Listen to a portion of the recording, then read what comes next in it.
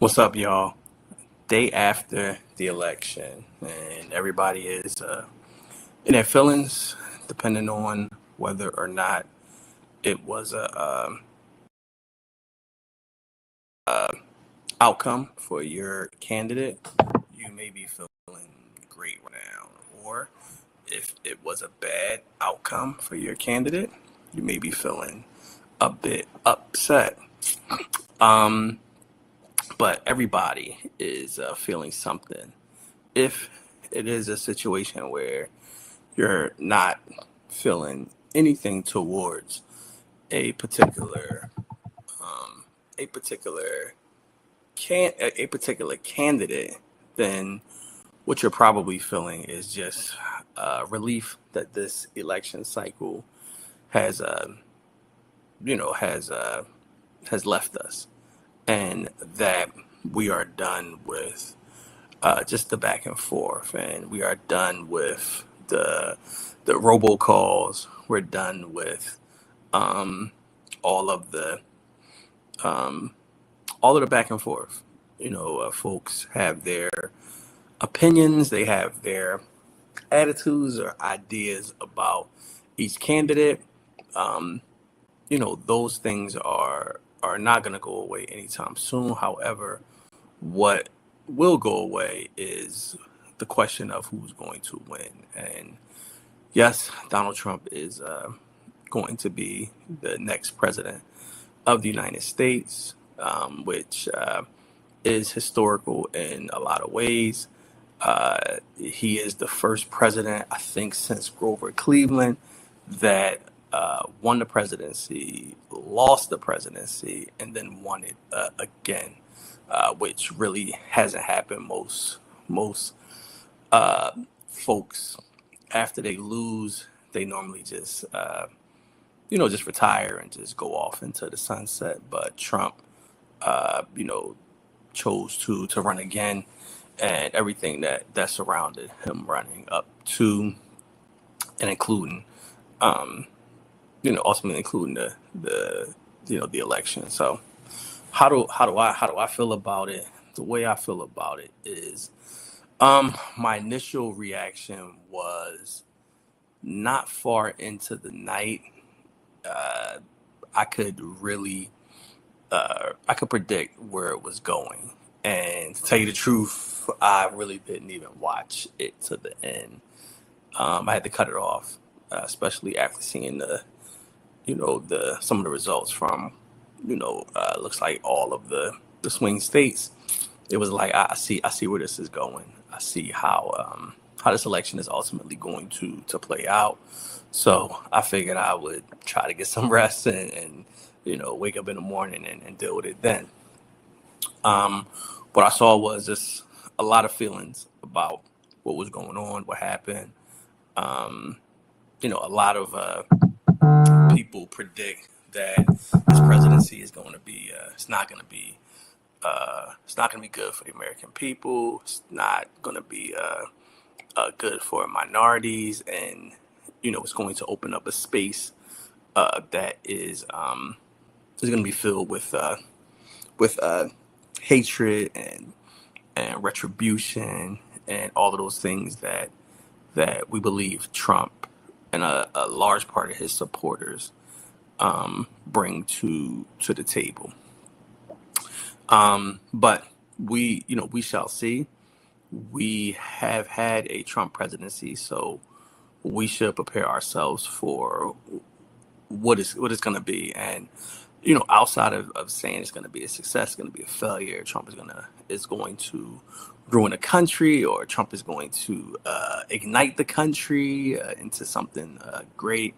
All of that remains to be seen. But what we do know is it will be wild. If you remember the 4 years that Trump was president, it was wild. I mean, you had all types of things happening. The Unite the Right rally, where Trump famously said the good people on both sides. I know some people would say that that's not really what he meant. But the narrative that Trump was in bed with racists and Nazis and all of these folks. It's just interesting to see, like, moving forward, how is that gonna play out, in this, in his new administration. Is Trump just going to be, trying to lock folks up, trying to get revenge, trying to go through that whole kind of revenge tour that he has promised that he will do? So it's going to be very interesting. But like I said, it's going to be wild. I mean, Trump is, if not entertaining, uh, he is, someone that's going to is going to always say things that are going to be controversial, and things that are going to be dissected and critiqued. So it will be an interesting cycle with the media if his upcoming presidency is anything like his last presidency, or anything like the last couple of years that he's just continue to push his narrative. A couple things that I just wanted to kind of talk about also was some of the exit polls that we got from from the from the election. Um, and probably the most kind of talked about um, um talked about factor in the election would be the black vote.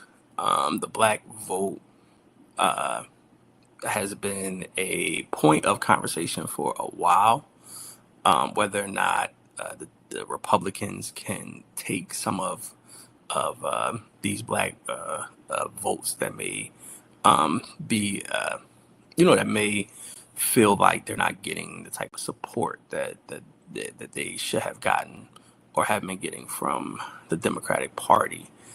So exit polls do show that blacks voted overwhelmingly Democratic. 85% is what the black population voted for the Democrats, which is a big number. It's right around it's right around what the number normally is. There is also by sex, black women made up. They voted for Trump. I mean, they voted for, I'm sorry, Kamala Harris at a 91% clip versus 7% for Donald Trump. And also, black men voted for Trump at a 70. I mean, voted for. Keep saying Trump. Voted for Kamala Harris at a 77% clip versus a 21% vote for Donald Trump. So this piercing of the Democratic Party by the Republicans is has not really created any real movement in the percentages in the voting of black people in general as voting for Democrats, which is interesting. I mean, because there is a small minority of black people who are always going to be leaving the Democratic Party, and they have their reasons. But we should note that there was a lot of conversation about black men, really going for Trump. Some of the numbers were in like the 30s or the 40s. Um, so one of the final numbers has been 21%, which, uh, if you're a Democrat, you want that percentage to be driven, um, lower than 21%. You want that to be in the teens or in the single digits, like black women. But that means that Democrats really have to do a much better job of messaging, a much better job of counter messaging, and a much better job of reaching out to black voters, but also all voters, and making their pitch for their candidates and their campaign. So that's just one kind of interesting, just interesting fact, or just interesting data from the polls. Um, that I just wanted to share. Lastly, just wanted to kind of talk about where the country is going to be going, moving forward. Where's the country going moving forward? What do we think this whole thing is gonna look like? Post Trump. What do you think this thing is gonna look like? And what we what I feel as though it's gonna look like is um, there's gonna be a lot of of policies and procedures that are anti. I'm gonna say anti-black, anti-minority, and really gonna drive home this narrative of white supremacy.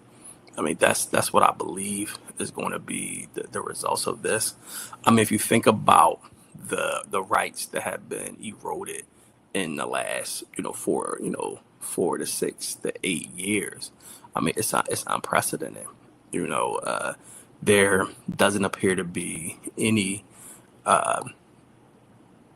protections for minorities, for women, for anyone in the LGBTQ community, like all of those protections that things like the Civil Rights Bill and things like the Fair Housing Act, things like affirmative action, those things are being slowly but surely eroded from our basic rights. Which when you think about rights, you have to think about what life looked like when certain groups didn't have any rights.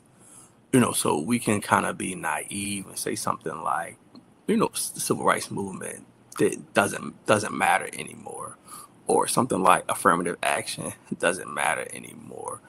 I think to have that type of attitude and that type of viewpoint of the world is to make an assumption that people are better than they were 60 years ago. That people have evolved to the point where people are treated fairly. That there isn't any outward bias, as opposed to the inward bias that everybody has some sort of. So in order to say that these types of protections are no longer needed, that means that what you're saying is that um, is that people in the world are dealing with each other on the up and up. They're dealing with each other without bias, dealing with each other without prejudice, dealing with each other without those things that have been a part of not only the American experience, but the world experience for a long time. If you are saying that the world is different and we don't need these laws and we don't need affirmative action, that um, the pool of college students is going to remain expanded, um, because these folks are now, that type of ideology has been weeded out of people. Is really a It's really a stretch, if you ask me. It's a stretch to think that not even one generation from Jim Crow, that the world and the people are suddenly changed, suddenly have an affinity for the other, um, and do not hold some of those biases. Do I believe that people are the same as they were 60 years ago? I don't believe so as a whole. However, we have systems we had systems and guardrails to make sure that people just could not do what they wanted to do. We had guardrails in college applications. We had guardrails in how you rented property, how you gave out mortgage loans, and all of these things.